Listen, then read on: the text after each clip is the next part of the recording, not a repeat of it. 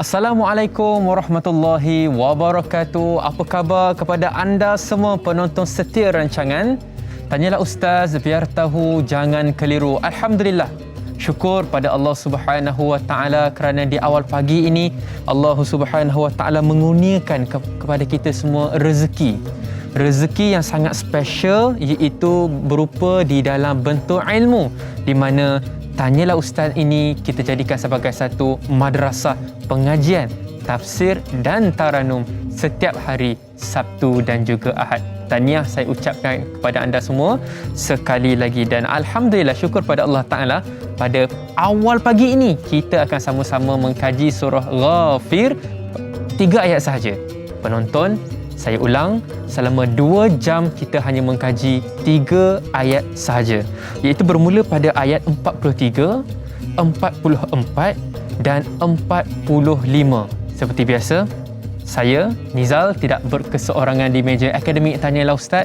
Turut bersama-sama dengan saya panel kita yang tak asing lagi, orangnya yang memang sentiasa bergelumang dengan lautan ilmu Al-Quran, iaitu Al-Fadil, Prof. Madya, Dato' Dr. Muhammad Farid Ravi. Assalamualaikum Ustaz. Waalaikumsalam warahmatullahi wabarakatuh. Ustaz sihat? Alhamdulillah. Alhamdulillah, mudah-mudahan sihat Ustaz macam biasa. Ya.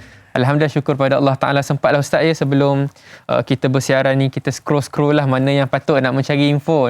Ustaz pun terlibat juga sebenarnya dengan misi bantuan banjir. Kalau last saya tengok Ustaz, Ustaz ada terlibat dengan Bandar Seri Putra Ustaz ya? Bandar Seri Putra. Dia Bandar Seri Putra ni kita berjiran dengan Kampung Bangi. Kampung Bangi. Kampung Bangi. Sekarang dia similar dengan Bangi Lama. Bangi Lama. So kawasan tu memang dahsyat dengan banjir yang mereka hadapi.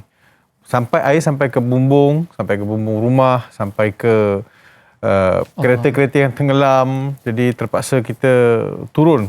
Kita pun ada sediakan gambar Ustaz ya? Ada Ustaz gambar. Boleh komen sikit? Ya, yang tu sebelah kalau dan sebelah kiri tu, gambar itulah lokasi Bangi Bandar Seri Putra. Teruknya. Sebelah yang banjir yang tenggelam tu adalah Kampung Bangi, ataupun sekarang dikenal sebagai Bangi Lama. Kawasan tu memang dahsyat, memang teruk. Penduduk situ beritahu, Ustaz, tiap tahun kami akan banjir, tapi banjir air sampai ke Buku Lali. Itu setakat itu saja. Tapi kali ni punya banjir, dia kata luar biasa. Masya Allah. Dan kat situ ada satu sekolah, ada satu madrasah dia panggil Sekolah Anak Yatim. Ada 34 orang pelajar, dan 34 orang pelajar itu sedang bercuti, Nizal. Kalau tidak bercuti akan berada masalah. Ini gambar-gambar ni bila kita hantar tilam. Tak ada apa dah kat rumah mereka. Semua dah selut tebal. Masya Allah. Kalau nak dibasuh, nak ditenyai, memang makan masa. Memang akan ambil masa, dan juga diorang ambil keputusan untuk dispose saja. Buang saja barang-barang tu. Adik ni yang tadi gambar tadi tu, adik tu, dia umur 12 tahun. Tapi dia masih lagi dalam traumatik. Allah. Rumah dia kosong, basikal dia tak ada. Ini kita sampaikan tilam, kita sampaikan duit belanja sikit dalam RM100. Kata adik, belilah mainan apa-apa untuk sementara ni sehinggalah pulih. Yang sebelah yang pakai cap tu, baju tu, itu ketua kampung.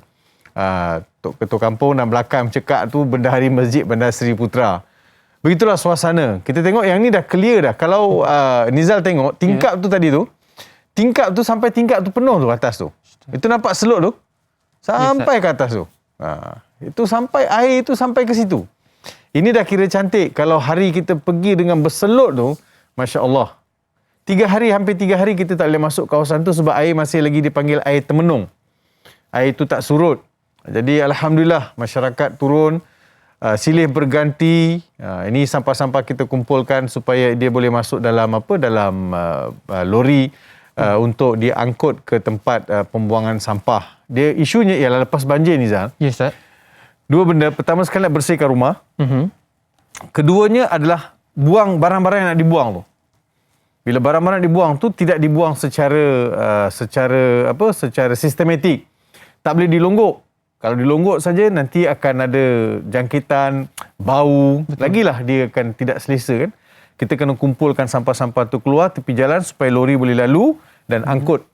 Maksudnya yang kena angkat tu, angkat barang semua keluar kan. Angkat barang keluar. Lengur jugalah pinggang masa angkat tu. Masya Allah. Tapi fikir apalah sangat yang kita lalui berbanding dengan apa yang mereka lalui. Ada yang seronok, makcik-makcik, nenek-nenek seronok. Ya Allah, Ustaz datang. Terima kasih Ustaz. Masya Allah, seronok nenek-nenek dan juga orang kampung seronok. Paling tidak kita bagi motivasi kepada mereka supaya kembali pulih melihat ini sebagai satu peluang Allah nak beri pahala. Mudah-mudahan insya-Allah dengan apa yang Allah Taala uji mereka ini, Allah Taala gantikan dengan perkara yang lebih baik. Mudah-mudahan. Baik. Betul. Mungkin kita boleh relate ayat ni dengan situasi silibus pengajian kita, tafsir dan taranum surah Ghafir ayat 43, 44 dan 45. Ustaz dah bersedia? Ya. Kita mohon Al-Fadil Ustaz untuk melantunkan bacaan ayat suci Al-Quran. Jadi penonton yang berada di rumah, pinjamkan saya telinga anda untuk sama-sama kita khusyuk mendengar. Silakan Ustaz. Terima kasih. Ayat 42, 43 dan 44. 3 ayat daripada surah Ghafir. A'udzu billahi minasy syaithanir rajim.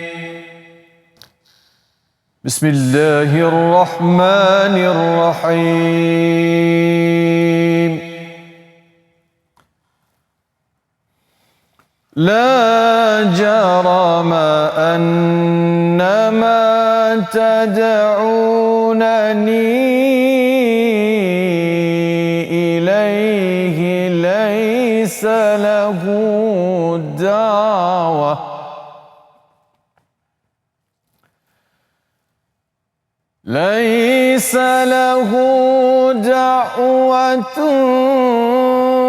fid dunya wala fil akhirah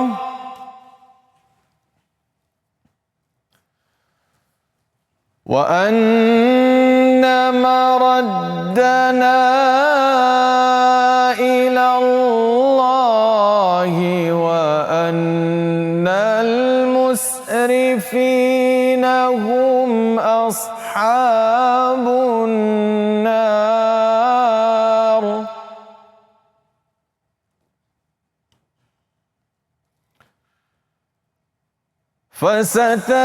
فستذكرون ما أقول لكم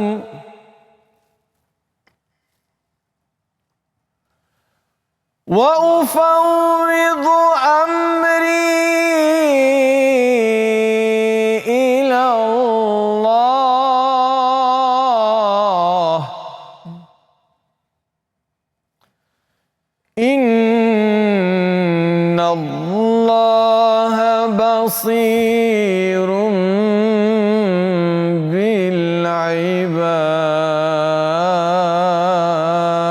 بالعباد فوقاه الله سيئات ما مكروا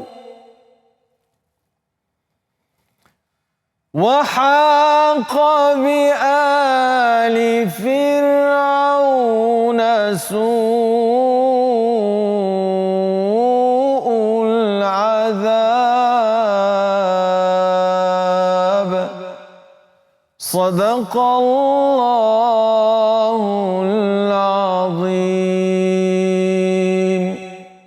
Sadaqallahul azim. Alhamdulillah, sama-sama kita merafakkan rasa syukur. Allah beri kita nikmat untuk hidup di bawah limbungan atau di bawah naungan Al-Quran.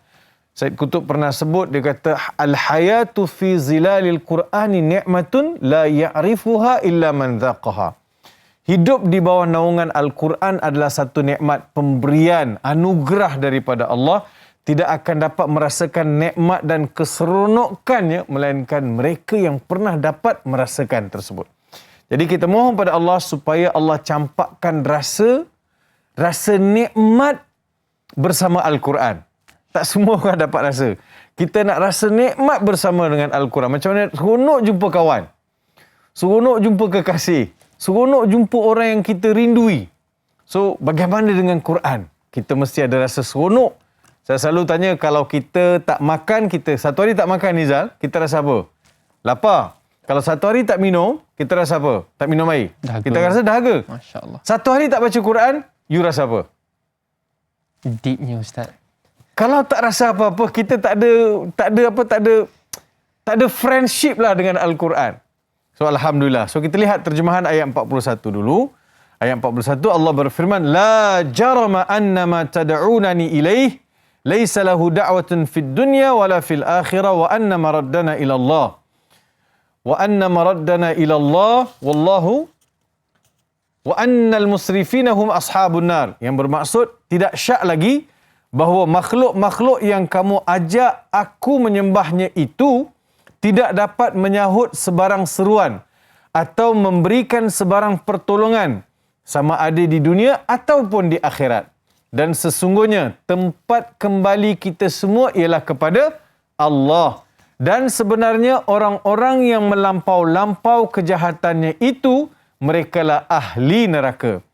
Fasatadhkuruna ma aqulu lakum wa ufawwidu amri ila Allah wa ufawwidu amri ila Allah innallaha basirun bil ibad. Kiranya kamu tetap berdegil sekarang. Pangkal dia. Kiranya kamu tetap berdegil sekarang, maka kamu sudah tentu akan mengetahui kebenaran apa yang aku katakan kepada kamu. Dan aku sentiasa menyerahkan urusanku bulat-bulat kepada Allah untuk memeliharaku. Sesungguhnya Allah Maha melihat akan keadaan hamba-hambanya. Ayat yang ke-45, fawaqahullahu sayyiati ma makaru wa haqa bi ali fir'auna su'ul azab. Dan seikhlasnya dan penyerahan diri kepada Allah, dengan seikhlasnya dan penyerahan dirinya kepada Allah, maka ia diselamatkan oleh Allah dari angkara tipu daya mereka, iaitu tipu daya Fir'aun. Dan Fir'aun bersama-sama kaumnya ditimpa azab seksa yang seburuk-buruknya. Su'al azab atau su'ul azab. Begitulah terjemahan bagi 3 ayat yang kita baca. Saya nak mulakan begini. Pagi ni. 3 ayat ni, 42, 43, 44, 45. Betul? 43, 44, 45. Sorry. 43, 44, 45. Masih lagi rentetan daripada apa yang kita bincang semalam. Mengenai waqala rajulun min ali fir'auna. Lelaki yang beriman dari kalangan keluarga ataupun kerabat Fir'aun itu sendiri, bila dia yang buat kerja dakwah. Kita bincang semalam, dia yang buat kerja dakwah kepada masyarakat di Mesir, terutamanya kepada Fir'aun. Dia berdiri hadapan Fir'aun, bercakap kebenaran. Bila mereka mengajak juga Fir'aun, bila lelaki ini, dia dilihat sebagai orang yang menyokong kerja dakwah Nabi Musa alaihissalam. Jadi apa yang disebut, la jarama annama tad'unani ilaihi laisa lahu da'watun fil dunya wala fil akhirah. Dia nak beritahu apa yang disembah ini, dia tidak boleh memberi apa-apa manfaat sama di dunia maupun di akhirat. Masih lagi konsep yang dibawa ialah pemerkasaan kepada kepercayaan terhadap Allah Subhanahu wa taala. Konsepnya akidah. Apa pun Nizal, yang nak dibetulkan adalah dia punya foundation akidah tu. Baru yang lain akan tumbuh subur dan juga menjadi rimbun, memberi manfaat. Sebab itu dia fokus ialah masih lagi kepada akidah. Sebab kaum itu mengajak disembah selain Allah. Ad'ukum ilan najah wa tad'unani ilan nar. Saya ajak kalian kepada Allah, kepada keselamatan, tapi kalian mengajak aku kepada neraka. Walaupun dia bukan, yalah, jom masuk neraka, bukanlah siapa dah ajak kita masuk neraka. Walaupun orang tu buat jahat, ada tak dia kata, jom masuk neraka? Tak ada, dia pun tak nak masuk, Ustaz. Dia pun tak nak. Tetapi amalan yang dia buat itu adalah mengajak kepada neraka. Walaupun dia tak cakap direct, tapi mensyirikan Allah, menganggap Fir'aun sebagai Tuhan dan menganggap makhluk ada kuasa sama tanding dengan Tuhan. Jadi yang ni nak dibetulkan. Dia mengajak kepada kejayaan, tapi kamu mengajak aku kepada kesesatan dan juga membawa kepada neraka. Mana satu nak menguntung, mana satu yang untung, mana satu yang rugi. Kamu harus pilih. Tapi ujungnya dia beritahu, wa inna maraddana ila Allah wa annal musrifina hum ashabun nar. Macam mana pun, inna lillahi wa inna ilaihi raji'un. Kita semua akan kembali kepada Allah. Afa hasibtum annama khalaqnakum abathan wa annakum ilaina la turja'un. Adakah kalian menghitung kami jadikan kamu sia-sia untuk main-main? Ingat kami tak ada kerja tak? Allah buat manusia itu ada motif. wa ma khalaqtul jinna wal ins illa liya'budun. Jadi manusia ada matlamat dijadikan, ada maqasid manusia itu dijadikan. Ada tujuannya. Ada tujuan manusia dijadikan. Bukan untuk tujuan buat pembaziran. Cuma kejap lagi, kita bila detailkan ayat kita lihat wa annal musrifina hum ashabun nar. Okey, baik Ustaz. Wa annal musrifin, pada kalimah ni kita simpan dulu senjata ni, nanti kami kongsikan kepada anda apakah yang dimaksudkan dengan kalimah tersebut. Penonton, hadamkan ilmu terlebih dahulu. Jom berzikir kembali selepas ini.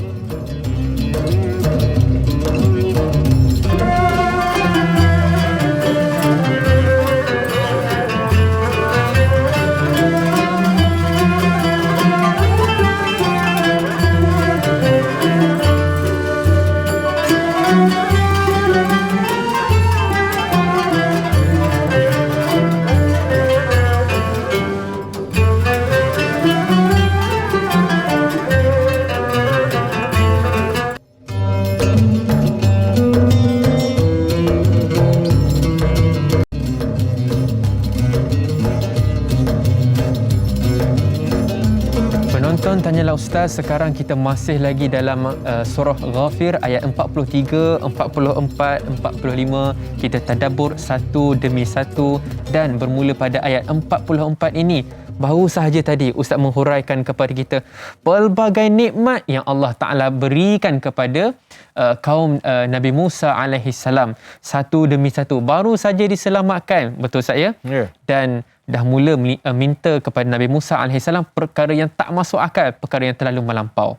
Apakah perkara tersebut? Silakan Ustaz. Okay, terima kasih. Kita sambung perkongsian kita insya-Allah. Ya. Terima kasih Da'i Nizal dan juga para penonton yang saya kasih sekalian. Tadi saya dah baca satu ayat. Bila Allah Ta'ala sebut, wahai Bani Israel, ingatlah nikmat-nikmat yang telah kuberikan kepada kalian. Wa anni faddaltukum alal alamin. Dan aku telah mengangkat kalian ke atas kaum-kaum yang lain. Itu bukanlah bermaksud they are chosen one ataupun chosen people. Bukan itu maksud dia. Maksud dia Allah nak beritahu, kamu ni wahai Bani Israel, ramai sangat Nabi aku utus dari kalangan kamu. Nabi dan Rasul. Dan kamulah paling banyak buat masalah. Tuhan beri kita kelebihan dengan mengantar ramai Rasul supaya kita terbimbing.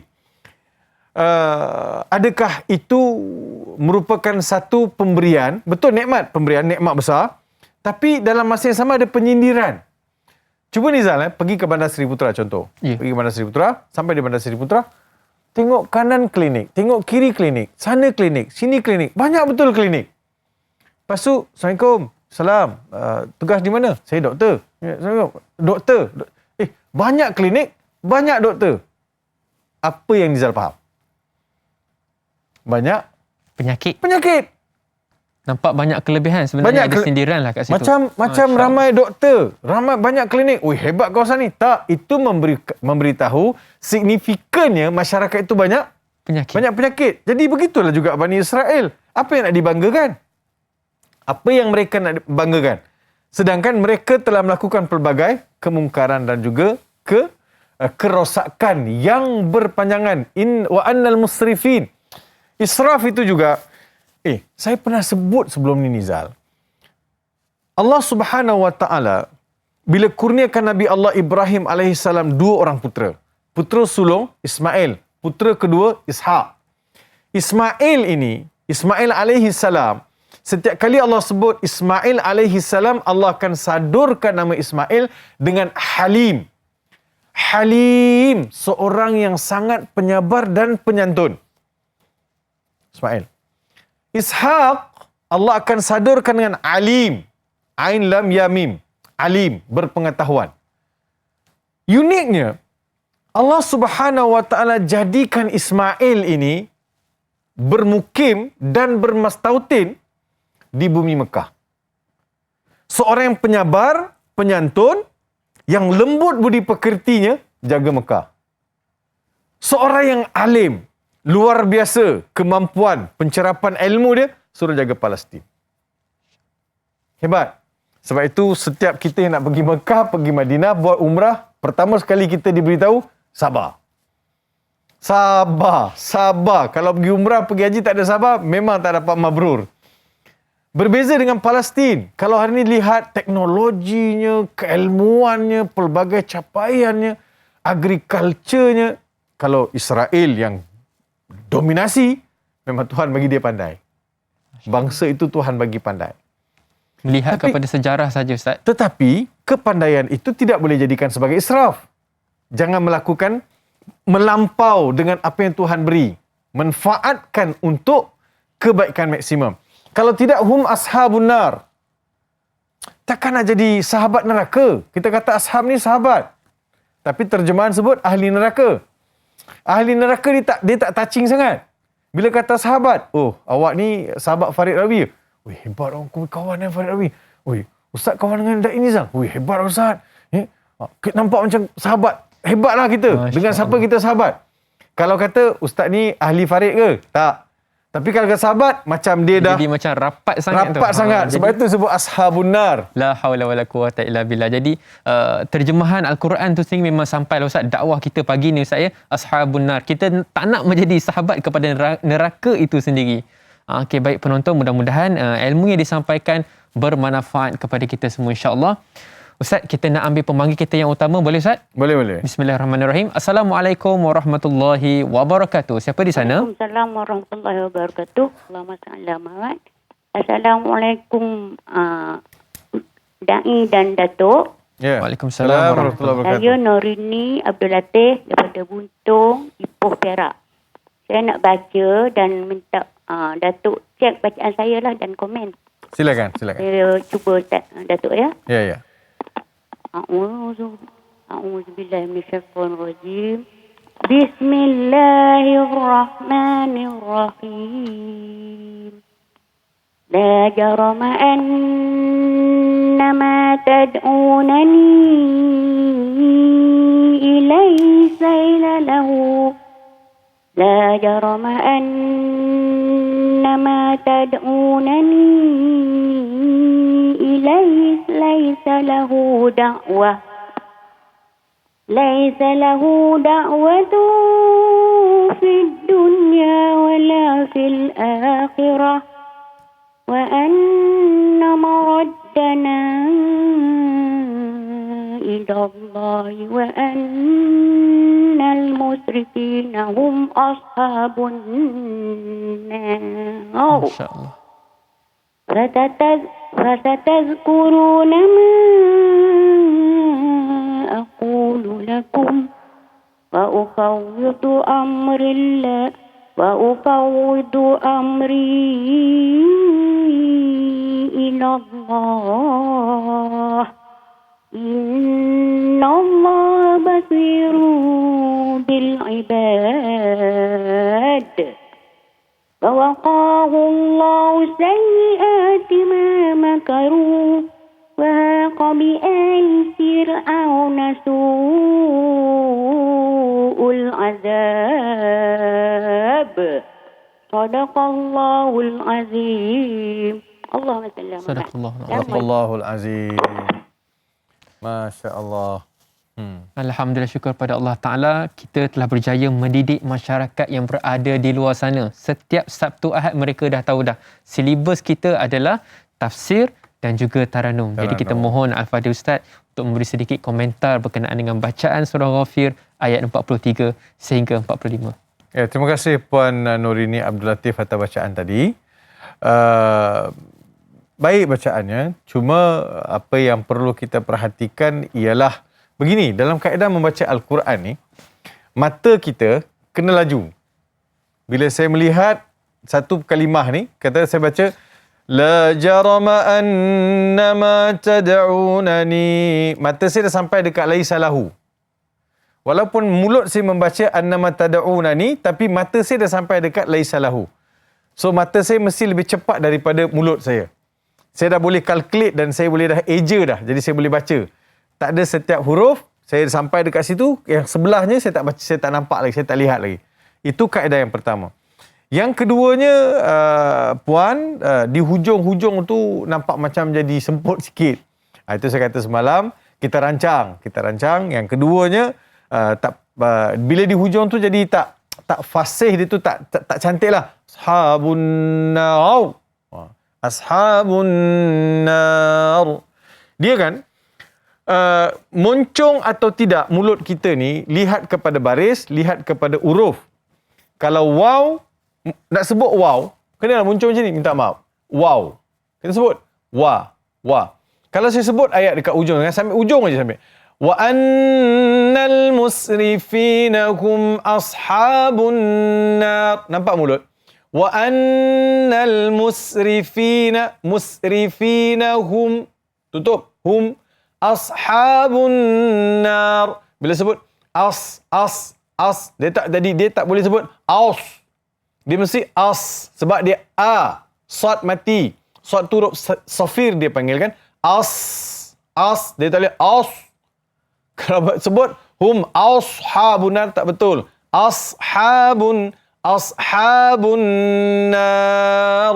Sebut nar. Tak boleh nar. Dia mesti tahu istifal, kedudukan baris atas dengan baris bawah, baris depan. Jadi cuba latih lagi. Kita baca kan? Kita baca Da'i Nizal. Dulu ustaz belajar, ustaz baca, tengok cermin. Bila ustaz saya mengajar, saya balik, saya baca, saya tengok cermin. Kedudukan mulut tu. Antara kaedah untuk kita memperbetulkan bacaan ayat suci Al-Quran. Yang penting kita rancang penotong, kita hadamkan ilmu terlebih dahulu, berzikir kembali selepas ini.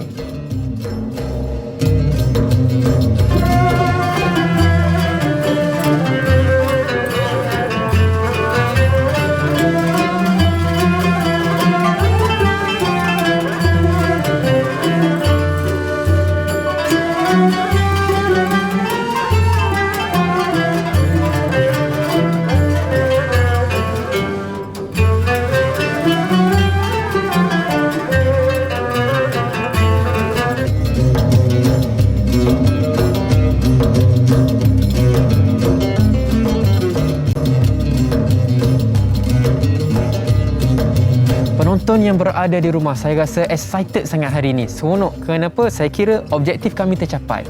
Soalan kami ada yang ditanya berkaitan dengan persekitaran tafsir. Dan ada yang juga bertanya tajwid. Kalau tadi sebelum kita commercial break, saya rasa semua tengok kan. Ada yang tanya call, Ustaz boleh tak Ustaz tengok bacaan saya?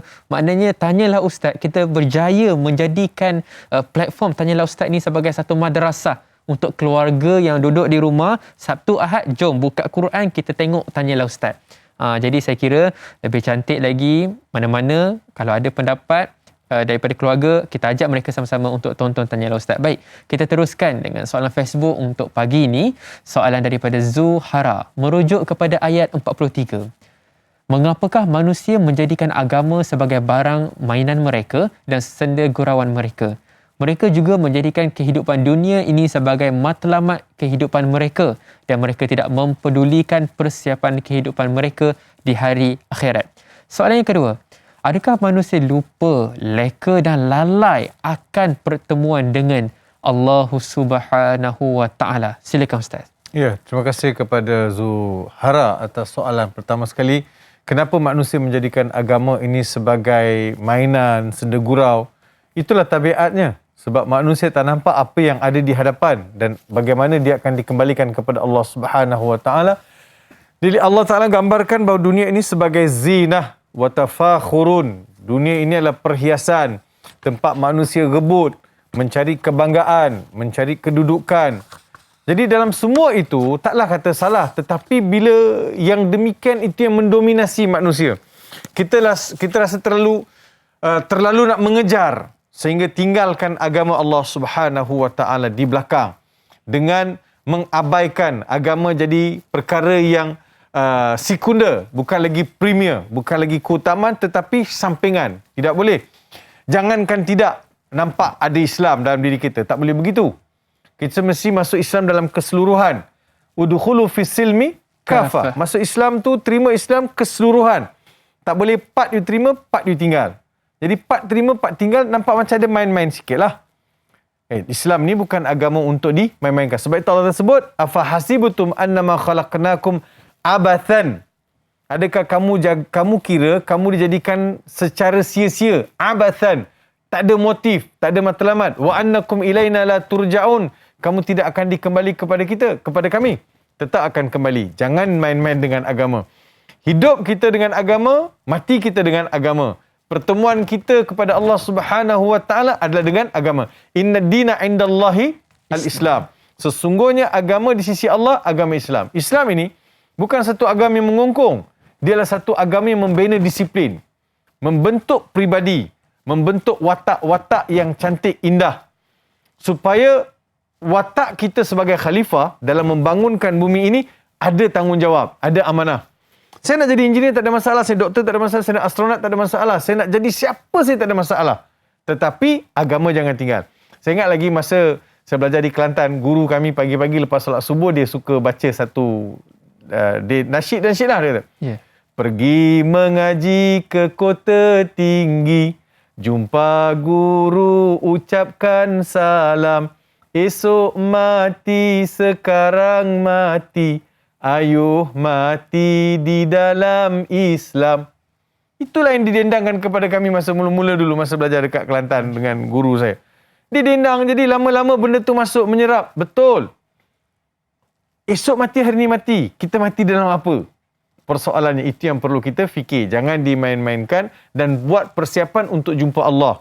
Persiapan itu tidaklah kata very drastic, tetapi dengan cara yang betul. Allah Subhanahu Wa Taala beri kita peluang.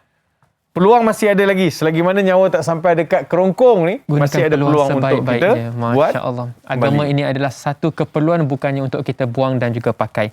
Baik penonton, kita nak raikan, kita ada pemanggil di sini. Assalamualaikum, siapa di sana? Waalaikumsalam warahmatullahi wabarakatuh. Haji Sukinon, Haji Muhammad Saleh Skudai. Masya Allah Tuan Haji. Silakan Tuan Haji, soalannya. Baik, Ustaz dan Dai, saya nak minta Ustaz. Kita dah baca Quran Ustaz kan? Ya. Kemudian kita baca doa Ustaz. Dalam doa tu ada dia baca Allahumma zakirna min huma nasina. Lagi satu Allahumma zakirna min huma nusina. Jadi mana satu yang kita nak ikut Ustaz? Ada dua. Dan adakah kalau kita baca tu berlainan maknanya atau maksudnya? Itu saja soalannya ini Ustaz ya. Terima kasih banyak-banyak Ustaz. Assalamualaikum. Waalaikumsalam warahmatullahi wabarakatuh. Doa khatam Al-Quran ataupun doa selesai membaca Al-Quran. Nasina ataupun nusina. Mana satu yang betul Ustaz? Dua-dua betul. Dua-dua betul. Dia betul. Dia satu kita guna uslub kata Allahumma zakirna ma nasina. Apa yang kami lupa. Allahumma zakirna ma nusina. Yang kami dilupakan. Boleh jadi saya sendiri yang lupa ataupun saya dilupakan. Sebab ada orang hilang Quran daripada hafalan dia dengan beberapa maksiat dia buat. Quran akan hilang. Quran ni Nabi sebut dia adalah seperti unta yang liar ditambat. Kalau salah tambat dia akan terlepas. So begitulah Quran dalam jiwa, dalam dada manusia. Kalau tak betul dia akan lari. Dia tak akan duduk. Dia tak akan duduk dengan dia tak akan ada kontra. Dia tak boleh duduk dengan jiwa yang kontra. Sebab itu, dua-dua ni betul. Haji Tokinon atas doa tadi tu. Allahumma zakirna ma nasina. Yang aku lupa. Sama ada aku lupa untuk baca, lupa ulang kaji, dia lupa hilang. Ataupun nusina. Ada juga baca nusina. Yang kami dilupakan. Yang boleh melupakan saya Quran ni, yang boleh melupakan saya daripada ingat Quran, Allah Subhanahu Wa Taala. Jangankan saya, Nabi SAW juga pernah ditegur oleh Allah Subhanahu. Allah tegur Nabi Muhammad supaya la tuharrik bihi lisanaka lita'jala bih. Inna alaina jam'ahu wa qur'ana fa idza qara'tal qur'ana fattabi' qur'ana. Wahai Muhammad, la tuharrik lisanaka lita'jala bih. Jangan kamu berebut-rebut baca. Jangan kamu nak cepat-cepat baca. Nabi SAW buat demikian supaya Quran tu tak dilupa. Biar Quran tu ingat. Jadi Nabi cepat-cepat nak baca. Jangan Muhammad. Kalau engkau ingat, engkau yang ingat Quran tu. Bukan. Yang mengekalkan Quran dalam ingatan kau, aku. Allah yang kekalkan. Allah boleh angkat, Allah boleh kekalkan. Sebab itu ada para ulama, memory jadi fotografi memory dipanggil. Imam Syafi'i rahimahullahu ta'ala alaih. Dia ada fotografi memory. Imam Ghazali pun sama, fotografi memory. Fotografi memory ni, dia foto state dia macam foto state. Dia tengok, dia dah boleh snap, boleh save dah. Sebab itu kalau ulama-ulama dulu baca, dia kena tutup sebelah. Supaya dia boleh hafal yang ni, dia hafal yang sebelah. Imam Syafi'i sebelum berjumpa dengan Imam Malik, dia dah hafal dulu kitab Muwatta'. Bukan senang nak hafal satu kitab Muwatta' tu nak hafal. tapi mereka jernih hati, cerah, dan mereka Allah kurniakan fotografi memory yang boleh menghafal. Sebab itu dua-dua doa ni kita bacalah. Dua-dua pun boleh jadi pada kita. Boleh jadi kita lupa ataupun kita dilupakan. Masya Allah, dua-dua kita boleh amalkan. Baik penonton, kita teruskan dengan soalan Facebook insya-Allah. Soalan Zahari, soalannya adalah, dalam keadaan banjir baru-baru ini ada kedai dipecah masuk soalan saya.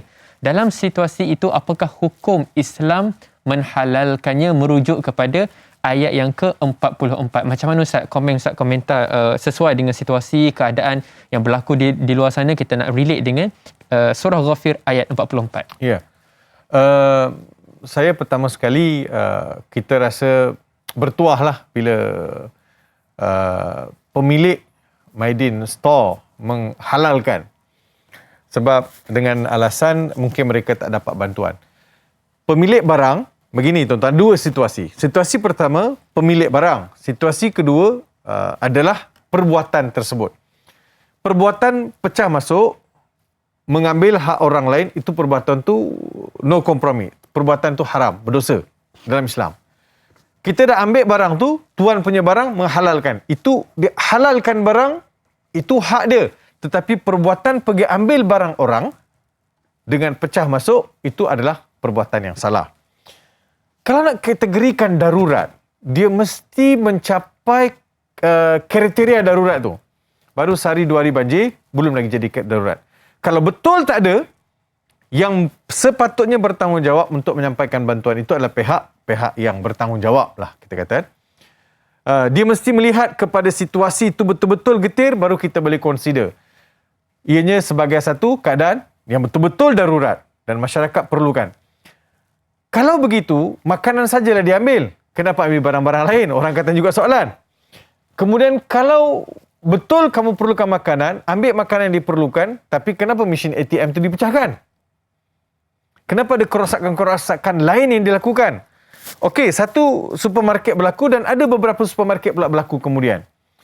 Dia tidak boleh kita menganggap bahawa matlamat menghalalkan cara. Matlamat menghalalkan cara. Betul, menjaga nyawa itu semua betul. Tetapi dalam masa yang sama, sebagai seorang Muslim, kita tidak seharusnya pantas mengambil peluang dan juga satu tindakan yang bagi saya belum sampai ke tahap betul-betul darurat. Mungkin orang kata, Ustaz cakap bolehlah, Ustaz tak banjir, Ustaz tak hadapi. Nanti dulu, jangan terlalu pantas untuk menghukum dan juga terlalu pantas untuk membuat satu keputusan. Nasihat saya bagi mereka yang sudah melakukan, hendaklah bertaubat, beristighfar, mohon ampun daripada Allah Subhanahu Wa Taala sebab perbuatan itu adalah tidak tepat dengan ajaran Islam. Adapun pemilik makanan itu telah menghalalkan, itu hak dia. Tetapi proses itu masih lagi dilihat sebagai satu perkara yang perlukan kepada nasihat. Mungkin kita terlajak sikit lah. Kita terlajak sikit. Kita bimbang kalau perkara macam ni menjadi satu budaya. Satu budaya. Dan kemudian kalau ada pula banjir akan berlaku pula. Ada pula yang... Jadi kita tidak mahu ia menjadi satu tabiat masyarakat. Masyarakat yang berada dalam situasi. Ada setengah negara, contoh Jepun, saya ambil contoh Jepun. Silakan Ustaz. Jepun bila berlaku bencana, masyarakat dia beratur, sabar, menanti bantuan datang.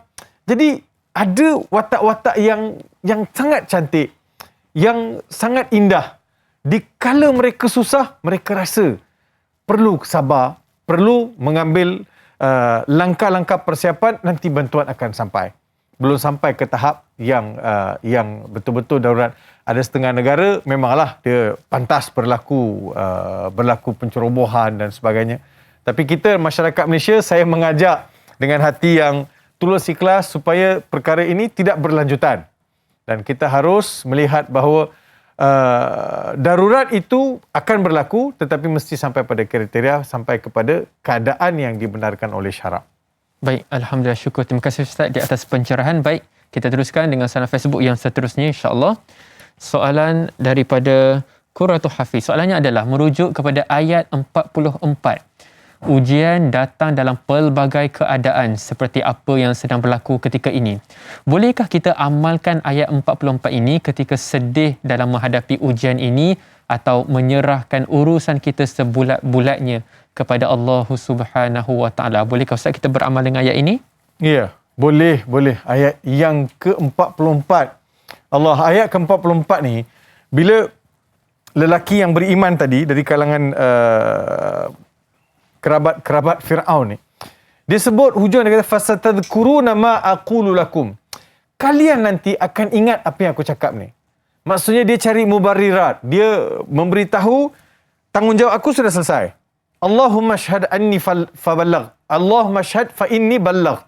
Wahai Tuhan, aku bersaksi bahawa aku telah sampaikan. Dia nak beritahu dia telah pun menyampaikan kepada kaum dia apa yang dia perlu sampaikan dalam bentuk dakwah.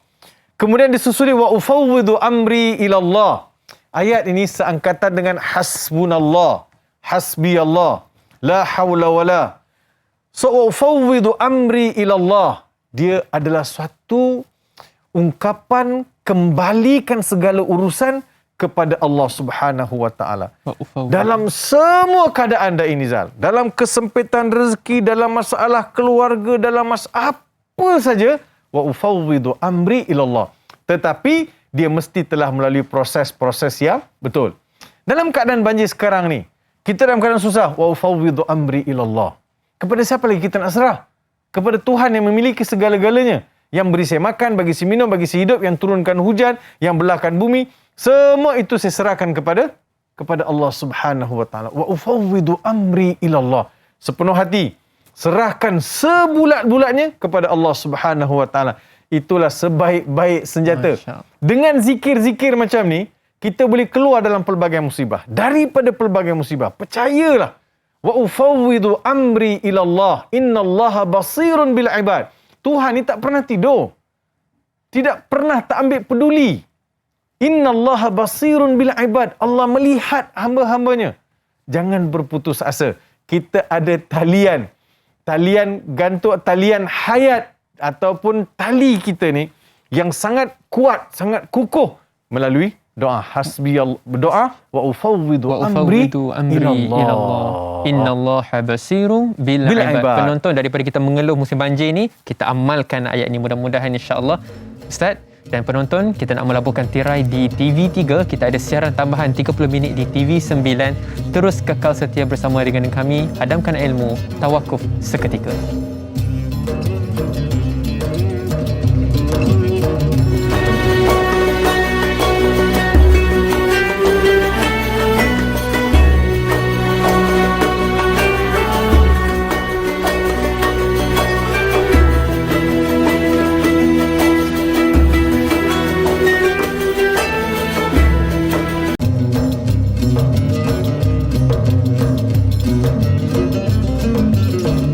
Penonton yang berada di luar sana, sama ada yang melihat saya melalui kaca TV, yang memisahkan kita hanyalah kaca TV semata-mata. Ada juga yang melihat saya melalui tontonan Facebook. Ada ibu yang sedang menangis mencari rezeki dan sebagainya, termasuk suami isteri. Ada anak-anak yang sedang trauma. Ingat, wa ufawwidu amri ilallah innallaha basirun bil ibad. Kita kekal, kita jadikan kalimah ayat surah Ghafir pengajian kita pada hari ini ayat 44 sebagai satu kalimah ayat suci Al-Quran untuk boost iman kita kepada Allah Subhanahu wa taala. Baik, penonton, saya nak buat satu pengumuman. Kalau seperti mana yang tertera di kaca TV anda, kepada badan-badan kebajikan, NGO ataupun masjid-masjid, surau-surau, ataupun ada juga mana-mana kumpulan persendirian yang ingin mengadakan aktiviti CSR seperti kutipan dana bagi membantu bagi membantu mangsa banjir dan juga lain-lain, anda boleh emailkan aktiviti anda ke email kami, tanyalah Ustaz tv3@gmail.com. Untuk kami di program Tanyalah Ustaz, hebahkan aktiviti anda bermula 27 Disember esok hari, insya-Allah. Okey, jadi mudah-mudahan dengan saluran bantuan yang kita berikan ini ada manfaat kebaikan buat mangsa banjir yang berada di luar sana. Baik penonton, kita teruskan dengan pemanggil kita yang seterusnya, insya-Allah. Assalamualaikum warahmatullahi wabarakatuh. Siapa di sana? Waalaikumsalam. Kak Ayat sini, Nohayati Ismail dari Rawang. Masya-Allah. Kak Ayat, silakan soalannya. Okey, Assalamualaikum Ustaz. Waalaikumsalam. Silakan. Kak Kak Yat nak tanya, baru-baru ini, musibah baru ini kan Ustaz, kita alangkah indahnya kita tengok masjid-masjid dijadikan tempat perlindungan sama ada bagi orang Islam dan orang bukan Islam. Dan adakah ini juga boleh dikaitkan dengan hikmahnya kita dalam berdakwah dengan Islam? Dan soalan Kak Yat yang kedua Ustaz, kita faham maksud hikmah, tapi kita nak tahu di sebalik musibah selalu kita kata apa hikmah yang dapat kita ambil daripada Allah. Jadi Kak Yat nak tahu, adakah hikmah ini berkaitan dengan sunnatullah Ustaz? Itu saja soalan Kak Ayat Ustaz. Terima kasih. Assalamualaikum. Waalaikumsalam warahmatullahi wabarakatuh. Hikmah sunnatullah yang berlaku macam mana Ustaz? Ya, terima kasih Kak Ayat. Hikmah ni satu perkara yang dia tak nampak immediately. Kak Ayat, dia satu hikmah yang berlaku kita tak akan nampak pada masa itu. Kita akan nampak kemudian. Sebab itu hikmah ini adalah satu kebijaksanaan susun atur daripada Allah Subhanahu Wa Taala untuk mendidik kita, untuk mengasuh kita, untuk mematangkan kita. So perkara yang berkaitan dengan hikmah ni, dia perlu dilihat dengan mata hati yang dalam. Dia tak boleh tengok surface, kita akan nampak satu benda yang musibah. Tapi dalam masa yang sama, musibah itu datang dengan membawa hikmah-hikmah yang lain. Hikmah-hikmah yang lain. Lihat bagaimana orang kita akan bekerjasama dalam membantu. Yang ketiga, bagaimana ianya dipulihkan. Yang ketiga, Allah nak beritahu, aku berkuasa untuk mendatangkan sesuatu musibah. Kalau ini banjir kecil, kita dah jadi tidak keruan.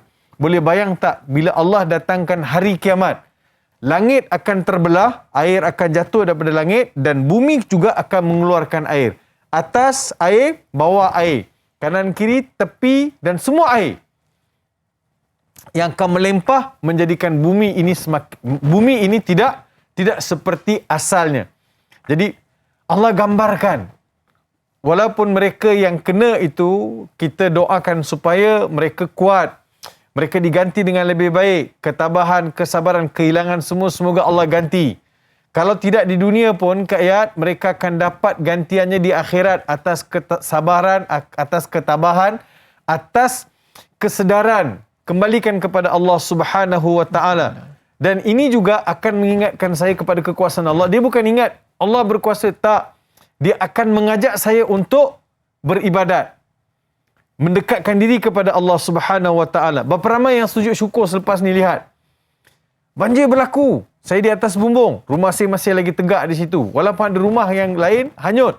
Tegak di situ, sempat bantuan sampai, ambil saya dan selamatkan saya. Sujud syukur. Terima kasih ya Allah. Dalam keadaan orang hilang rumah saya ada lagi. Dalam keadaan orang hilang tanaman dan hasil, saya ada lagi. Kalau kita rasa kita banjir, ada tempat lain yang lebih besar banjir dia. Lebih teruk dan lebih dahsyat. Tapi kita masih lagi dalam kategori, masih nampak kasih sayang Allah Subhanahu Wa Taala. Apapun, dia mesti dilihat sebagai satu perkara yang mematangkan saya. Mendekatkan diri lagi kepada Allah Subhanahu Wa Taala. Dan sayogilah bagi mereka yang, cuba bayangkan Dai Nizar. Ya Ustaz. Minta maaf betul-betul. Dalam situasi kita berhadapan dengan banjir hari tersebut, bagi mereka yang terlibat, dengan siapa mereka bergantung? Pada masa itu, walaupun dia tu jarang sembahyang, pada hari itu dia tahu dia ada Tuhan. Rasa kembali. Ya Allah, tolongkan kami. Ya Allah, bantu. Pada hari itu, rintihan itu, tangisan tersebut, doa yang dipanjatkan, semua itu adalah suatu yang sangat besar. Menginsafkan saya dan merasakan saya ada Tuhan yang perlu saya bergantung. Betul tak ini, Zat? Betul Ustaz. Jarang sangat. Manusia ni bila diuji, masa tu tengok dia punya sungguh-sungguh dengan Allah tu. Hentaman pertama ujian tu, hati memang betul-betul kepada Allah. Ya Allah, tolong aku. Masya Allah penonton. Jadi mudah-mudahan dengan ujian yang melanda, jangan kita berlalu seperti itu sahaja. Harapan kita betul-betul kuat bertaut 24 hour kepada Allah Ta'ala. Ya juga. Dari satu sudut yang tadi Kak Ayat tanya mengenai masjid. Ya. Masjid-masjid digunakan, dimanfaatkan sebagai jadi dakwah lah. Jadi mereka datang ke masjid, dan masjid pada masa ini nak menggambarkan kebersamaan dengan masyarakat, menjadi pusat komuniti masyarakat di suatu Korea. dan tidak kiralah bantuan itu daripada masjid boleh diberikan kepada orang Islam. Orang bukan Islam pun boleh dapat bantuan daripada masjid sebab dia bukan kategori duit zakat yang ada perbahasan-perbahasan, tetapi bantuan daripada masjid boleh disampaikan. Mudah-mudahan ini juga menjadi satu dakwah dan ada tempat untuk kita kembali. Ya. Mudah-mudahan insya-Allah. Amin amin Allahumma ya amin. Baik, kita teruskan dengan kita nak raikan seorang pemanggil di sini. Assalamualaikum. Waalaikumsalam warahmatullahi wabarakatuh. Dan Nizal dan Datuk Dr. Muhammad Farid Rawi Abdullah. Saya Omar Abdul Majid dari Felda Cini Timur 3, Pekan, Pahang. Assalamualaikum Datuk dan Da'i. Waalaikumsalam warahmatullahi. Silakan tuan. Jom. Soalan saya begini. Mulai ayat yang ke-43 ya. Dia dalam surah Al-Ghafir ini, dia di penghujung ayat tu dia menyebut ada segelintir orang yang melampau-lampau kejahatannya, Datuk. Jadi soalan saya, dalam kesulitan sekarang ini, Datuk, ada segelintir manusia ini dia mengambil kesempatan daripada kesulitan yang di kesusahan orang. Contoh kereta dicuri, rumah yang ditinggalkan dimasuki, dipecah masuk. Jadi soalan saya, apakah golongan ini juga yang dikatakan melampau-lampau ini, bagaimana keadaannya?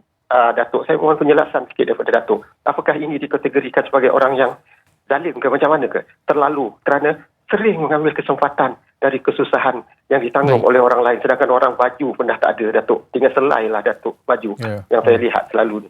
Jadi itu, apakah mereka ini dikirakan golongan yang melampau-lampau dalam ayat ke-43 surah Al-Ghafir ni ataupun bagaimana, Datuk? Itu soalan saya, Datuk Da'i. Terima kasih banyak, Datuk dan Da'i. Assalamualaikum. Waalaikumsalam warahmatullahi wabarakatuh. Satu soalan yang sangat kena, kita boleh relate dengan situasi semasa ya. Merujuk kepada ayat 44 tadi berkenaan dengan kita katakan kesempatan dalam kesempitan. Dalam keadaan kita bersusah payah macam ni, ada juga yang mengambil kesempatan. Macam mana tu Ustaz? Adakah mereka termasuk dalam golongan israf yang disebutkan tadi? Ya, betul. Bagi saya, sebab itu kita mesti melihat kepada keseimbangan ataupun kewarasan kita buat sesuatu tindakan. Dalam suasana manusia ditimpa musibah, kita sepatutnya menghulurkan bantuan. Kalau tidak boleh menghulurkan bantuan, kita berikan kata nasihat. Kita ada tulang 4 kerat, kita tak buat untuk tidur saja atau untuk buat aktiviti. Hidup manusia ni jangan asyik buat tarik mata, makan, minum. Hidup dia di antara hall rumah, depan TV, dapur, toilet. Kita tak mahu itu circulation your life. Kehidupan seorang Muslim, dia mesti lihat kehidupan dia, manfaat keluarga dia, manfaat orang di sekitar. Hisham Talib, seorang pengkaji atau seorang sarjana Islam yang banyak buat motivation talk dekat Amerika Syarikat, dia orang Iraq. Ada buku di Panduan Petugas Islam. Beliau sebut seorang Muslim yang baik ni, Da'i Nizal, dia bukanlah seorang yang duduk atas sejadah, beribadat siang, petang, pagi, malam dengan memegang tasbih dan baca Quran. Bukan itu seorang Muslim yang baik. Walaupun kita nampak betul perbuatan dia, bagus, dia mendekatkan diri, tetapi dia mesti bawa keluar, watak dia tu keluar dan juga membina masyarakat lain pula, membantu orang lain. Sebab itu Nabi sebut tidak tergolong dalam golongan kami orang yang tidak mengasihi saudara-saudara yang lain. So dalam keadaan manusia ditimpa musibah, sangat tidak wajar, sangat tak masuk akal kita mengambil kesempatan dalam kesempitan orang lain. Orang dalam kesempitan, saya ambil opportunity, curi kereta, pecah rumah orang, pecah kedai, pecah itu, pecah ini. Jadi, kita, yang tadi makan kita dah ulas. Yang ni kereta apa yang daruratnya nak ambil kereta orang? Jadi, memang dia seorang yang perlu berubah. Perlu berubah. Tulang 4 kerat ni gunakan untuk cari rezeki. Orang datang daripada negara-negara jiran, boleh pun membanting tulang mencari rezeki. Beratur dekat pasar, ambil bekalan untuk dijual pula di kedai. Jadi orang boleh hidup. Itu bukan shortcut dalam kehidupan kita. Kita kena ingat, rezeki yang kita bawa balik nanti untuk siapa? Untuk anak dan isteri. Kalau anak kita, isteri kita jadi orang yang derhaka pada Allah, derhaka pada saya sebagai seorang suami, sebagai seorang ayah, rezeki yang saya bawa balik itu tak halal.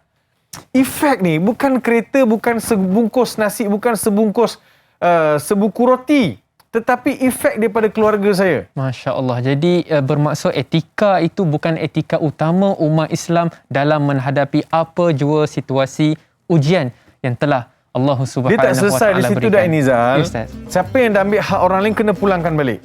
Masya-Allah. Yang dah ambil, pulangkan balik. Kalau tak selagi itulah benda tak selesai. Termasuk israf. Allah Subhanahu Wa Ta'ala, dosa saya dengan Allah. Saya tinggal solat. Saya tinggal amalan dengan Allah. Saya boleh minta ampun. Itu hak Allah untuk ampunkan saya. Tapi kalau saya terambil barang Nizal, Ya. taubat saya tak diterima selagi mana saya tak pulangkan balik barang yang saya ambil daripada Nizal. So, ke mana saya nak lari? Jelas tak boleh. di situ.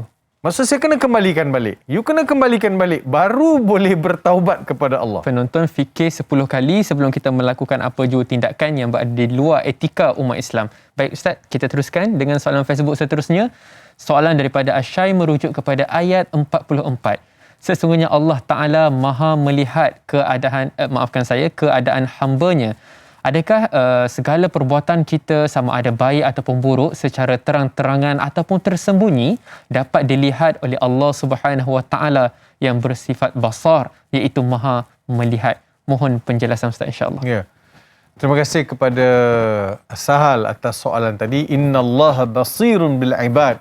Allah maha melihat. Bila saya kata wa ufawwidu amri ila Allah, aku serahkan sebulat-bulatnya segala urusan aku kepada Allah Subhanahu Wa Ta'ala. Allah lihat tak keadaan saya pada ketika itu? Allah lihat.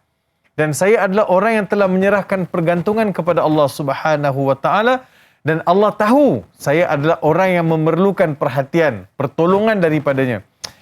Cuba Dain Nizal lihat dalam cerita para sahabat ridwanullah alaihim, termasuk Bilal bin Rabah. Bukankah Bilal bin Rabah bila sebut Allah ketika dia diseksa oleh Umayyah bin Khalaf, Allah ahadun ahad, itu maksudnya ufawwidu amri ila Allah. Bila Rasulullah sallallahu alaihi wasallam berperang dengan kaum musyrikin dalam peperangan Badar, orang Islam 313, yang selebihnya kafir musyrikin 1000 lebih. Orang Islam menang. Wa ufawwidu amri ila Allah. Nampak pertolongan Tuhan bila manusia bulat-bulat serah kepada Tuhan. Cat Steven atau Yusuf Islam, Ya. masa dia banjir, dia masuk Islam kan, lepas dia lemas. Betul. Dia kata, if you save me now, I will not forget you forever. Dengan siapa dia suruh save? Oh God, if you save me now, I will not forget you forever. Begitu lebih kurang bahasa dia. Maksudnya, wahai Tuhan, ataupun kalau hari ini kau selamatkan aku tak akan lupakan kau sampai bila-bila. Wa ufawwidu amri ila Allah. Bila Nabi SAW bersama Aisyah berlaku satu peristiwa dipanggil hadisatul ifk. Bila Aisyah Ummul Mukminin difitnah, bila balik daripada peperangan, kononnya ada skandal dengan Safwan. Allah Subhanahu Wa Ta'ala membebaskan Aisyah Ummul Mukminin daripada tuduhan fitnah dengan kesabaran Nabi SAW dan juga Abu Bakar Siddiq sebagai ayah. Mereka semua serahkan kepada Allah. Wa ufawwidu amri ila Allah. Saya buat dulu semua benda, saya buat dengan sebaik-baiknya, kemudian saya serah kepada Allah Subhanahu Wa Ta'ala. Masa itu, innallaha basirun bil ibad. Penyerahan saya ini wajar atau tidak? Betul atau tidak? Untuk saya mendapat nusrah, bantuan daripada Allah Subhanahu Wa Ta'ala. Setelah kita benar-benar berserah kepada Allah Subhanahu Wa Ta'ala, rasa diperhatikan itu ada. Penonton, kita hadamkan terlebih dahulu ilmu yang diberikan. Jom berzikir dengan saya dan Ustaz kembali selepas ini.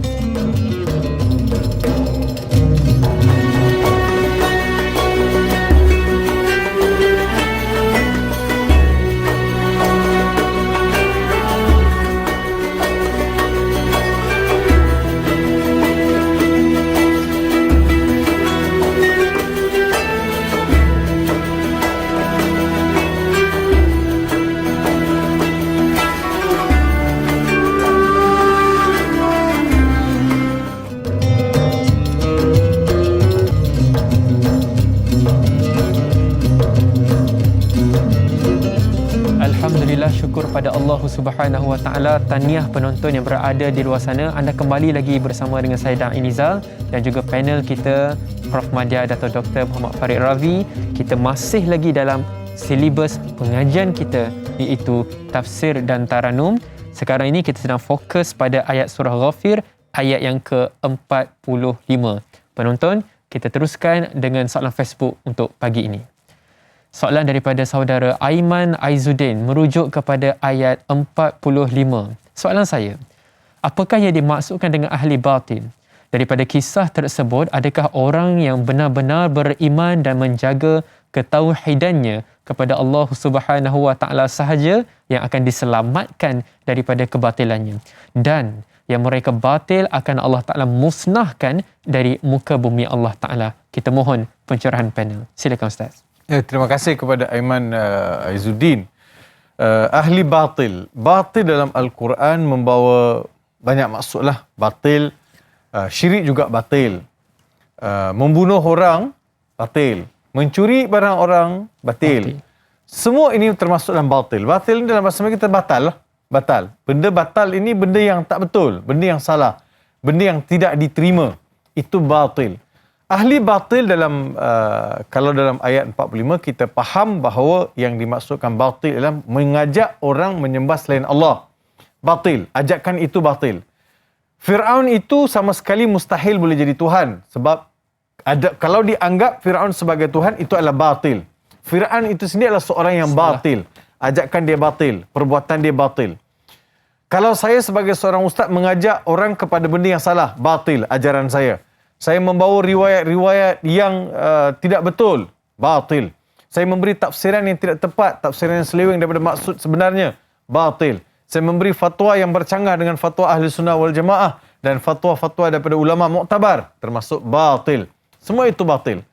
Perbuatan batil ini adalah satu perbuatan yang dimurkai oleh Allah Subhanahu wa taala. Dan konteks ayat 45, bila Allah Subhanahu wa taala mengajak manusia suruh beriman, dia lawan, dia engkar, itu adalah perbuatan batil.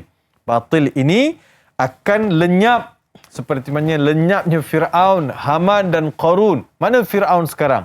Allah tinggalkan sedikit saki-baki tanda bahawa makhluk yang bernama Firaun ni pernah wujud kerana terendam dalam air masin. Ada lagi mumia dia tu disimpan lagi.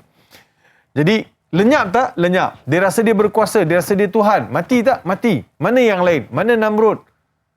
Mana pergi Haman? Mana pergi pembesar-pembesar yang hebat, Ramses yang lain? Kemana pergi mereka semua? Semua sudah lenyap kerana mereka membawa kebatilan. Dia bukan sekadar lenyap. Dan Inizal, dia lenyap dengan cerita tak elok mengenai watak-watak tersebut.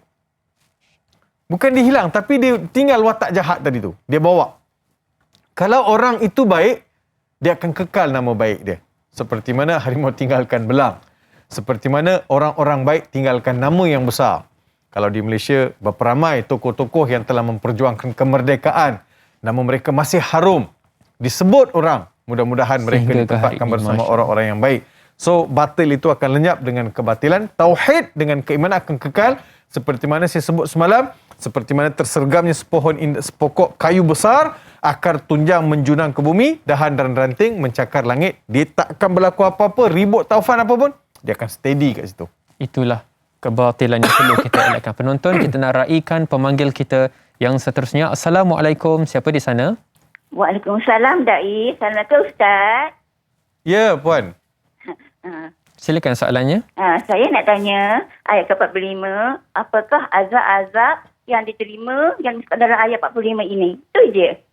Masya Allah. Baik, terima kasih saya ucapkan kepada pemanggil kita, Puan Robizan Abu Bakar. Cantik soalan dia. Apakah jenis bentuk azab yang seburuk-buruknya dinyatakan dalam ayat 45 surah Al-Mu'min, tafsir pimpinan Ar-Rahman? Silakan Ustaz. Ya. Pertama sekali Allah Subhanahu wa taala berfirman dalam ayat ini, fawaqahu Allahu sayyiati ma makaru. Perkataan waqa ini asal perkataan daripada waqa, ada benteng, pertahanan, terpelihara. Siapa yang dipelihara? Lelaki tadi itu daripada ahli Firaun yang Allah Subhanahu wa taala sebut dalam ayat ke-28. Saya rasa ibu ayah kalau sempat kejap lagi kita nak habis nanti kan belik kejap.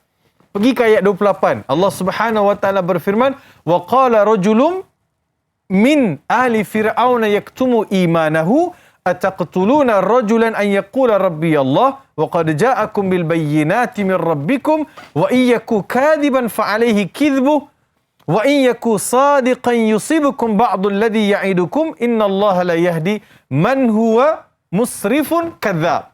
Ada perkataan musrif dalam tu. Seperti mana innal musrifin wa annal musrifin. Ayat ini bermaksud dan berkata seorang lelaki dari keluarga Firaun ataupun daripada kaum kerabat Firaun yang menyembunyikan imannya untuk sekian lama. Dia beriman tapi dia sembunyi. Bilal juga begitu, Bilal bin Rabah, dia beriman, dia sembunyi. Ramai sahabat-sahabat yang beriman, mereka sembunyikan iman mereka. Dan pengikut-pengikut Nabi Musa juga ada yang sembunyikan iman. Tapi bila sampai satu tahap, dia kena zahirkan. Whatever happen lah. Dia pun bangkit, dia kata, adakah kamu nak lawan seorang lelaki yang mengajak kamu kepada Tuhan? Ataqtuluna rajulan an yaqula rabbi Allah wa qad ja'akum bil bayyinat. Dan dia bukan datang kosong-kosong, dia datang dengan mukjizat daripada Allah Subhanahu wa taala. Kalau dia itu seorang pendusta, pasti kedustaan dia itu akan menimpa dia satu musibah. Dan sekiranya dia seorang yang benar, kamu akan ditimpa musibah yang dijanjikan dalam Al-Quran atau musibah-musibah yang disebut dalam Al-Quran. Ya. Jadi su'ul azab sikit aja. Yang dimaksudkan seburuk-buruk azab adalah yang dikatakan bila Fir'aun tangkap orang lelaki dia bunuh. Dia bunuh orang lelaki dan dia membiarkan orang perempuan. So dia terselamat daripada ma makaru. Wa yamkuruna wa yamkurullah wallahu khairul makirin. Ini kaedah Quran. Mereka rancang, Allah juga rancang. Tapi rancangan Allah tak ada siapa yang boleh atasi. Allah selamatkan lelaki itu daripada ancaman Fir'aun dengan azab-azab yang didatangkan Fir'aun. Fir'aun pernah salib pengikut-pengikut dia yang beriman kepada Allah Subhanahu wa taala bersilang-silang. Jadi itu di antara seksa-seksa yang datangkan Fir'aun kepada pengikut Nabi Musa. Tapi yang beriman, Allah selamatkan mereka. Masya Allah, mudah-mudahan penonton yang berada di luar sana, pengajaran 3 ayat ini tersemat di dalam hati kita. Penonton, kita nak melabuhkan tirai di TV3 dan kita ada maafkan saya, kita masih lagi ada esok topik perbincangan yang lebih menarik. Ala kulli hal, kita nak melabuhkan tirai. Kita mohon Al-Fadhil Ustaz untuk menutup tirai majlis kita dengan bacaan doa yang ringkas, insya-Allah. Bismillahirrahmanirrahim. Alhamdulillahi rabbil alamin. Wassalatu wassalamu ala asyrafil anbiya'i wal mursalin. Wa ala alihi wa sahbihi ajma'in. Allahumma salli wa sallim ala Sayyidina Muhammad wa ala alihi wa sahbihi wa barak wa sallam. Ya Allah, ya Tuhan kami, di penghujung pengajian tafsir pada pagi ini, amin, kami hamba-hamba-Mu ya Allah menadah kedua tangan ke hadrat-Mu, mohon limpah kurnia belas kasihan daripada-Mu ya Allah. Ya Allah, jadikanlah kami umat Nabi Muhammad sallallahu alaihi wasallam yang menjulang Al-Quran, membacanya, menghayati dan melaksanakan dalam kehidupan kami. Ya Allah. Kami yakin ya Allah, dengan Quran kami akan jadi lebih baik, dengan Quran kami akan lebih maju, dengan Quran kami akan jadi lebih sempurna. Ya Allah ya Rahman ya Rahim, jadikanlah Al-Quran sebagai pemberi syafaat ketika kami bersedia di alam barzakh, dan Quran berhujah untuk mempertahankan kami di padang mahsyar kelak. Ya Allah ya Rahman ya Rahim, dengan syafaat Al-Quran kami mohon apalah kiranya Kau angkat segera musibah yang Kau turunkan ke atas permukaan bumi ini, amin, terutamanya ke atas rakyat Malaysia yang menghadapi banjir besar. Ya Allah ya Rahman ya Rahim, Kau jadikanlah langit itu berhentikan airnya, Kau jadikanlah bumi itu telan segala air yang bertakung di atasnya. Mudah-mudahan mereka yang ditimpa musibah ini diberi kesabaran dan juga diberi taufik dan diberi penggantian yang lebih baik. Ya Allah ya Rahman ya Rahim, padamu juga kami bergantung, padamu juga kami berharap, padamu juga kami berserah. Kami tidak ada tempat lain untuk mengadu, merayu dan juga memujuk, hanya kepadamu ya Allah. Segala urusan kami kembalikan. Wa ufawwidu amri ila Allah wallahu basirun innallaha basirun bil ibad. Wa sallallahu ala sayidina Muhammad wa ala alihi wa sahbihi barak wa sallam. Subhana rabbika rabbil izzati amma yasifun wa salamun alal mursalin walhamdulillahi rabbil alamin. Amin, amin, Allahumma ya amin. Penonton, jangan lupa untuk setia bersama dengan Tanyalah Ustaz. Esok pagi, insya-Allah, kita akan membincangkan perkara berkenaan dengan ibadah, persoalan imam dan juga makmum. Siri 3 bersama dengan moderator kami, Da'i Hakim dan juga panel iaitu Ustaz Firdaus Subhi. Sekian sahaja untuk pagi ini. Kita teruskan lagi silibus pengajian tafsir dan taranum. Assalamualaikum warahmatullahi wabarakatuh. Assalamualaikum.